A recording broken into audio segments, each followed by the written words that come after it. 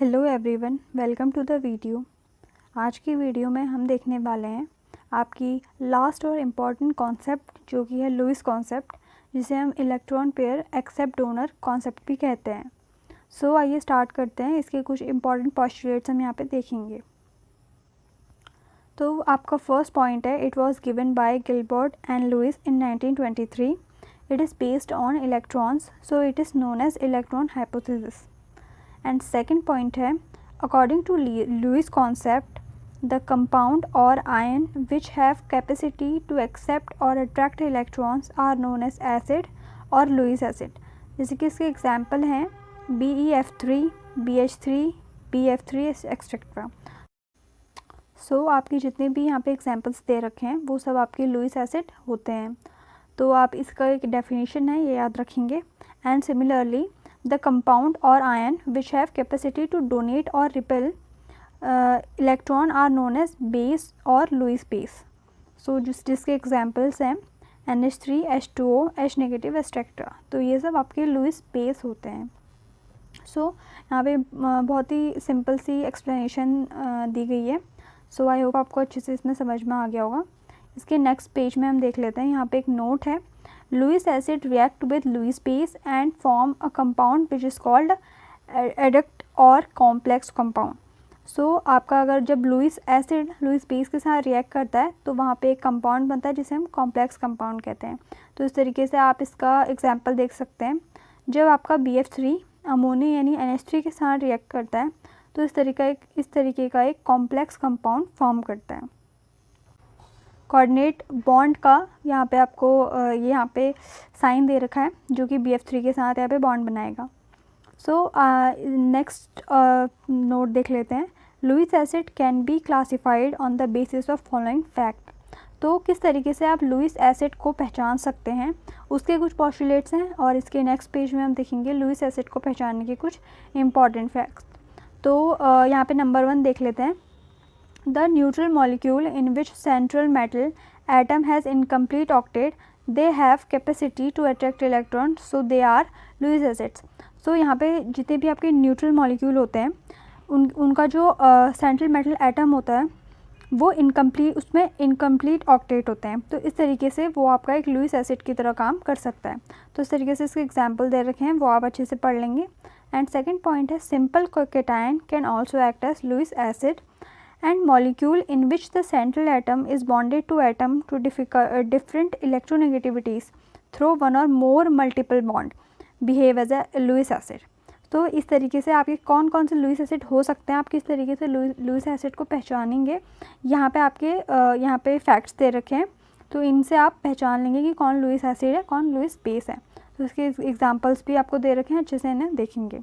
Next page में हम देखेंगे आपका फोर्थ पॉइंट है, elements which has a 6% of electron in their vacant shell also act as a Lewis acid।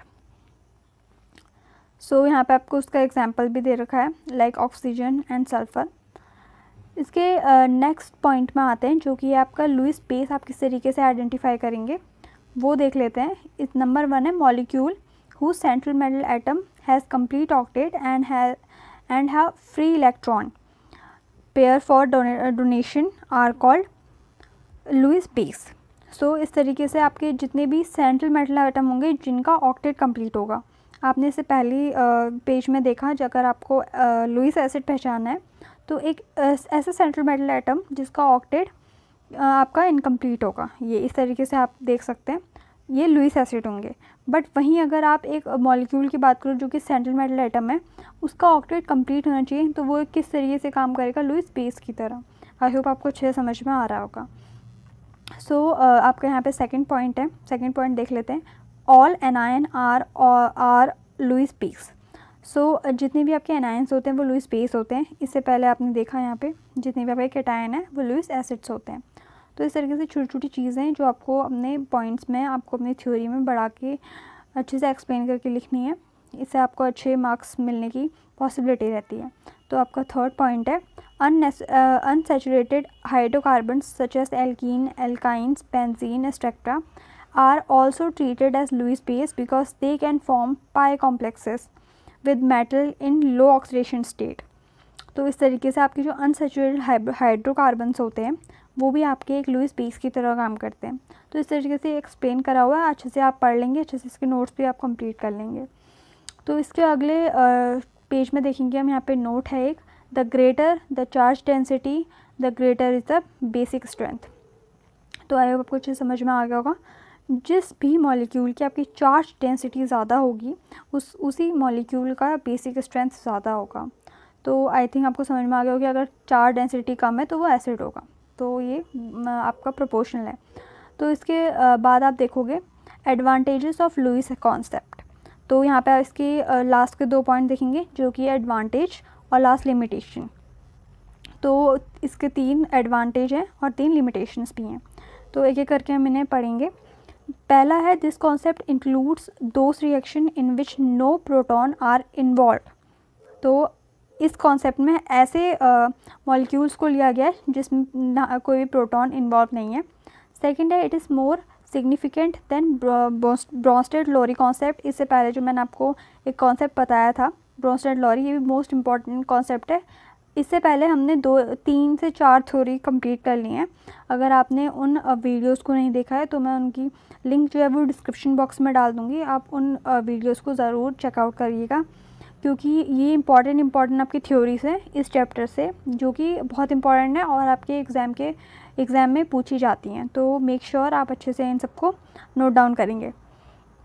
तो अपना सेकेंड पॉइंट है, it is more significant the Bronsted-Lowry concept because according to this concept acid-base behavior is independent of solvent presence or absence. So third है आपका, it explains basic properties of metallic oxides and acidic properties of non-metallic oxides. तो ये जो आपकी theory है वो metallic oxides के basic character को और नॉन मेटालिक ऑक्साइड्स के एसिडिक कैरेक्टर को अच्छे से रिप्रेजेंट करती है। तो इसके लिमिटेशंस देख लेते हैं कि इसके इस थ्योरी के कौन कौन से लिमिटेशंस थे। फर्स्ट है, since the acid base combine as a result of coordinate bond and there is no complete transfer of electron, so it is not possible to compare the relative strength of the acids and base. Second है, acids like HCl, H2SO4 etc. are known as protonic acids, but they can't form coordinate bond by accepting a pair electron. और third इसकी limitation है, while the acid base reaction are quite fast, the formation of complexes compound as a result of coordinate bond formation is a slow process and therefore it is does not fit in the normal acid base concept. तो इस तरीके से आपके ये 3 यहाँ पे important limitations हैं। अब आई होप आपको अच्छे से समझ में आ गई होंगी कि आप रिलेटिव स्ट्रेंथ अच्छे से यहाँ पे इसका निकाल नहीं सकते। एंड यहाँ पे कोऑर्डिनेट बॉन्ड आपके जो रिएक्शंस होते हैं कॉम्प्लेक्स कंपाउंड के, वो फास्ट होते हैं, जिसकी वजह से आपके जो कि नॉर्मल बेस कंपाउंड में आपके फिट नहीं हो रहे हैं। तो इस तरीके से कॉन्सेप्ट में तो आपको अच्छे से समझ में आ गया होगा।